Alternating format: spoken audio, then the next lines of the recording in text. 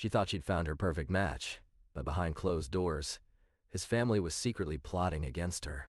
It started with small, seemingly harmless comments, but soon escalated into full-blown sabotage. Little did she know, her partner's family had a hidden agenda that would change the course of their relationship forever. They met in college, a whirlwind romance that swept them off their feet. Alex and Maddie's love story was the fairy tale they'd always dreamed of. The charming boyfriend, the beautiful girlfriend, and a future filled with promise. They'd talk for hours about building a life together, traveling the world, and starting a family. On paper, everything seemed perfect. But as time went on, Alex's behavior began to shift. He'd become increasingly possessive, questioning Maddie's relationships with her friends and family. At first, she brushed it off as jealousy, but soon, his actions became more controlling. He'd show up unannounced at work, just to check in, or call her multiple times a day, demanding to know where she was. Maddie tried to brush it off, thinking maybe he just needed reassurance. But the red flags were there. The constant scrutiny, the questioning of her every move. And then there were his family's visits, always too frequent, always too long. They'd stay for weeks, inserting themselves into their relationship like they owned the place. Meet the family. Meet the family. At first they seemed so welcoming, warm smiles, open arms. But as I got to know them better, I realized their kindness was just a facade. They were controlling, manipulative, and determined to keep my partner single. My mother-in-law would constantly criticize me in front of him, making me feel like I wasn't good enough. She'd question my cooking, my cleaning, even the way I dressed. And my father-in-law, oh, he was a master at guilt-tripping.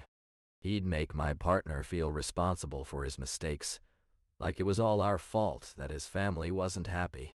As she tried to win them over, she began to notice a subtle shift in his behavior. His mom would make cutting comments about her cooking, or his dad would constantly question her parenting choices. At first, she brushed it off as their way of showing concern, but soon, she realized it was something more sinister. They were slowly poisoning him against her. As she looked back on those early days of marriage, Sarah couldn't help but think that something had been off from the start. His family would often meet in secret, whispering among themselves whenever she walked into the room. She'd try to join in, thinking they were just discussing mundane things. But the way they'd quickly change the subject or divert their gaze made her feel like an outsider in her own marriage. It was then that Sarah realized the root of their cold behavior, his family's deep-seated disapproval of her and their children. She had always sensed something was off, but never expected this level of disdain. His mother would often make snide comments about her cooking or the way she dressed. His father would barely acknowledge her presence, let alone offer a warm welcome. The final straw came when they discovered his family's secret meetings with his brother, discussing their marriage and children in hushed tones. They'd always thought it was just small talk, but now it seemed like a deliberate attempt to drive a wedge between them. Sarah felt like an outsider in her own home, constantly walking on eggshells around his family. She tried to brush it off as just family drama, but the more she learned, the more she realized that this was about control. They wanted him back, and they'd stop at nothing to keep their son single. But what exactly would they do? And how far would Sarah have to go to protect her marriage and her children from those who claimed to love them most? As Sarah stood there, frozen in shock, she felt the weight of her partner's family's betrayal crushing her. But what was even more devastating was that his friends were also in on the secret. They'd been enabling their toxic behavior for years, sabotaging every attempt Sarah made to connect with them. As I reflect on those years, I'm reminded of the countless times Sarah would come home in tears after visiting her husband's family. The perfect facade they presented to the world was a far cry from the toxic web of control and manipulation that lay behind closed doors. As Sarah stood in her kitchen, staring at the calendar filled with family gatherings and holiday events, a knot formed in her stomach.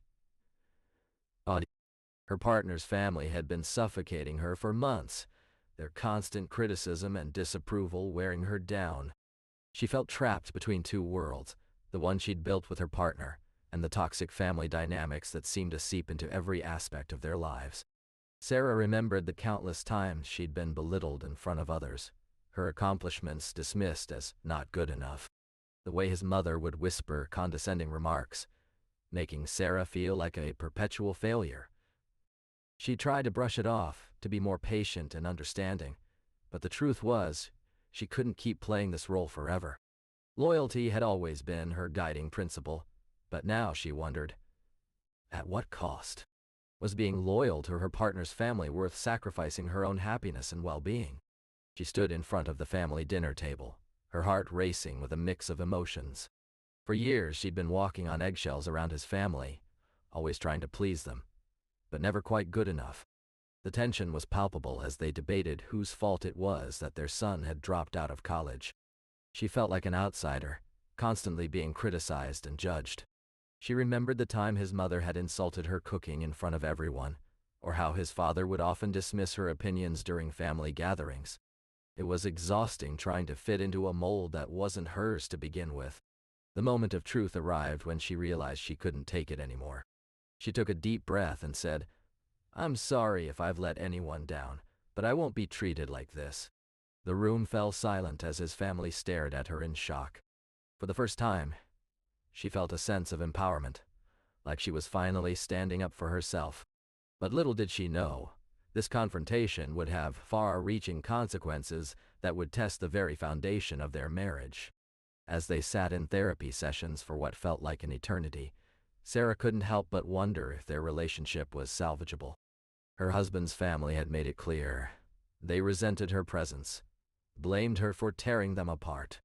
The tension at family gatherings was palpable, the air thick with unspoken animosity. How can we ever move forward? Sarah would ask her therapist, frustration etched on her face. But every session seemed to bring more questions than answers. Sarah's husband, John, tried his best to mediate between them, but it felt like an insurmountable task. His family's hurt and anger had turned into a festering wound that seemed impossible to heal. And Sarah began to doubt whether their marriage was strong enough to withstand the strain.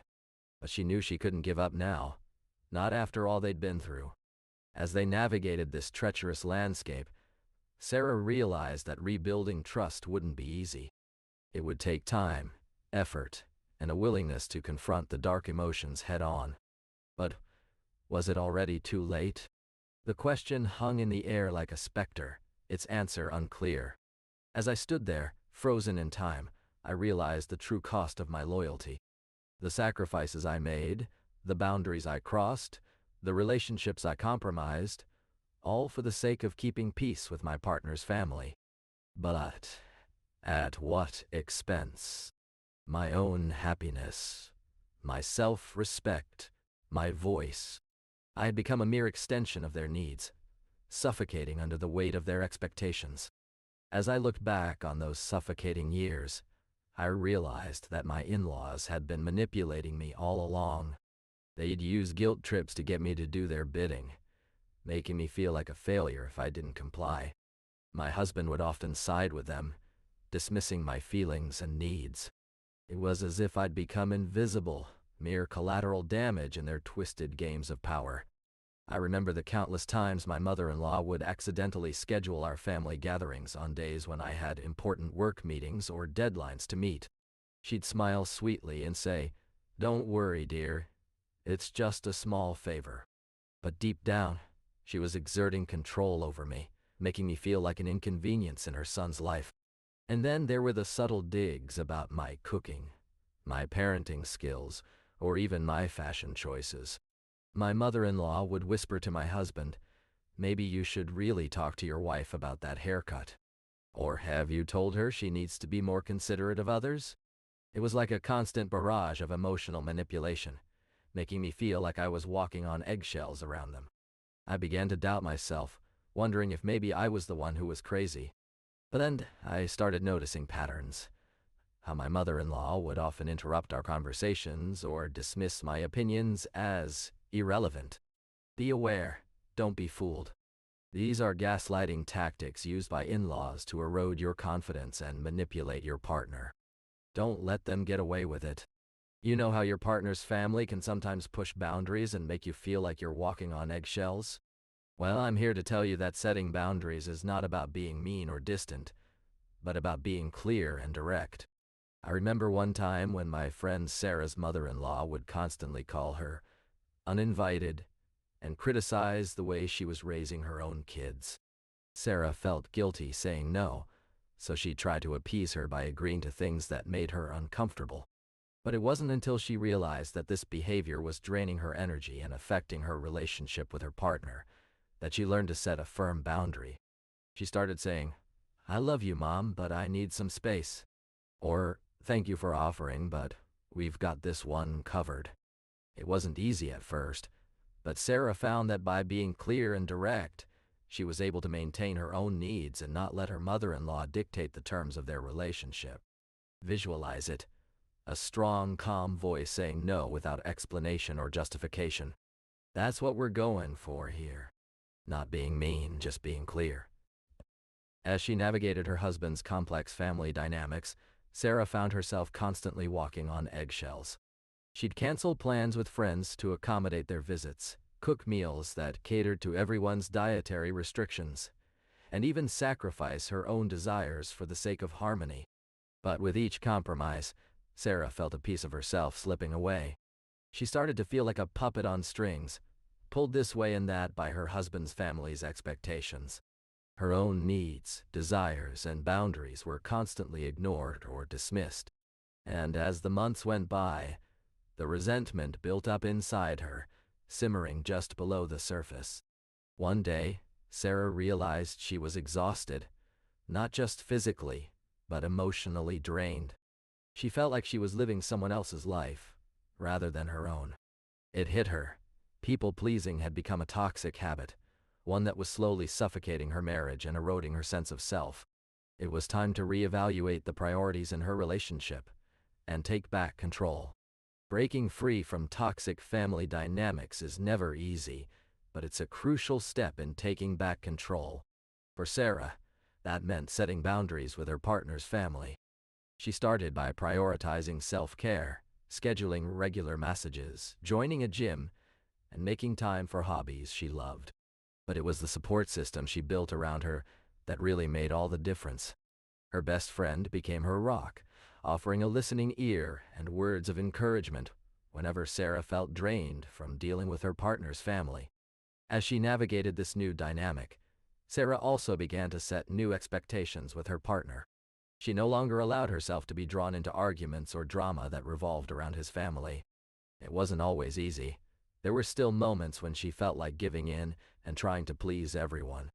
But she remembered the sense of self she'd rediscovered, and knew she had to hold on tight. "I didn't want to live my life according to someone else's rules," Sarah says. "It was time for me to define what healthy looked like and take back control."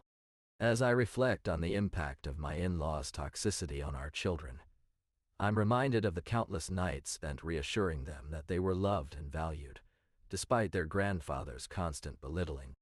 Emma would come home from school, her eyes welling up with tears, after being told she was dumb or useless. And Alex, my brave boy, would shrug it off, but I could see the weight of those words bearing down on him. Their self-esteem was a fragile thing, and every harsh comment or disapproving look from their grandparents only made them more insecure. You know, when your partner's family becomes your enemy, it can be a real blow to your self-esteem. Rachel had been in a relationship with Mike for 3 years before she met his family. At first, they were warm and welcoming, but as time went on, she started to feel like an outsider. Every little thing she did was criticized, from the way she cooked dinner to the clothes she wore. Rachel began to doubt herself, wondering if she was good enough or if there was something fundamentally wrong with her. She would second-guess every decision, afraid of disappointing Mike's parents. And it wasn't just their words that hurt. It was the looks, the tone of voice, and the way they made her feel like a failure. But Rachel knew she couldn't let their opinions define her. She started to focus on what made her happy, what gave her confidence. She took up painting, joined a book club, and even started a new exercise routine. And slowly but surely, she began to rebuild her self-esteem. She realized that she wasn't defined by Mike's family or his actions. She was her own person, with her own strengths and weaknesses. As I reflect on my journey, I realize that forgiveness and forgetfulness are often misunderstood as the same thing, but they're not. Forgiveness is about releasing the negative emotions associated with a hurtful experience, whereas forgetting is about erasing it from memory entirely. I remember the countless times Sarah tried to brush off her husband's family's cruel words, thinking that forgiving them would somehow make everything okay. But as she looked back, she realized that forgiveness didn't mean erasing the painful memories or experiences. It meant acknowledging their impact and finding a way to heal from it. For instance, when Mike's family mocked Sarah's cooking, it wasn't just about being hurt by their words. It was also about feeling dismissed and unvalued as an individual. By forgiving them, she didn't forget the pain they caused her, but she did learn to let go of the anger and resentment that held her back. Healing is a process, not a destination. It's okay to take your time and acknowledge the hurt without dwelling on it. Remembering our experiences can actually help us grow stronger and wiser in the long run. Moving forward after a toxic family situation can be one of the most challenging parts of healing. It's like trying to navigate a minefield blindfolded. You don't know what step will trigger the next explosion. But, as hard as it is, it's also an opportunity for growth. Think about it. Your partner's family was once at the center of your life together, but now they're part of the reason you're apart. As we move forward, we need to create a new normal, one that doesn't involve playing nice with people who have hurt us. This means setting boundaries and learning how to say no without guilt or apology. It's not easy, I know. There will be times when you'll feel like you're betraying your partner or their family by standing up for yourself. But here's the thing, you can't pour from an empty cup. Taking care of yourself means being intentional about who you let into your life and what kind of energy you allow in. It's okay to say no. It's okay to set boundaries. And it's more than okay to prioritize your own healing. As you begin to break free from the toxic grasp of your partner's family, it's essential to remember that you have the power to create a better future for yourself. Think about it. When was the last time you put your own needs first? When did you last say yes to something just because it made others happy, but left you feeling drained? As I stood there, facing the final verdict from my partner's family, I felt a mix of emotions swirling inside me. The tension was palpable, the air thick with unspoken words. They had made it clear I was no longer welcome in their lives. The pain of rejection cut deep, but I knew I couldn't let their bitterness define me. I thought back to all the times I'd compromised my own happiness for the sake of our relationship, attending family gatherings that left me feeling suffocated, cooking meals that were met with criticism, and smiling through conversations that felt like a never-ending critique. But as I looked at my partner, standing by my side, I knew what I had to do. I couldn't keep living in a world where their happiness was more important than mine. And so, I made the ultimate decision. It was time to let go of the toxic dynamics and find happiness without them. It wasn't an easy choice, but it was one that would ultimately set me free. I took a deep breath, squared my shoulders, and said the words I'd been holding back for far too long. I'm leaving. As she stood there, packing her bags and preparing for a new chapter, I knew that she had finally found the strength to break free from the toxic web of relationships that had held her back for so long. It wasn't easy, but she realized that true love requires courage, not just romantic feelings. Sometimes it means letting go of what's familiar and embracing the unknown. Her journey was far from over, but one thing was clear: she deserved better, and so do you. If you're struggling with your own toxic relationships or feeling trapped in a loveless marriage, know that there is hope for a brighter future.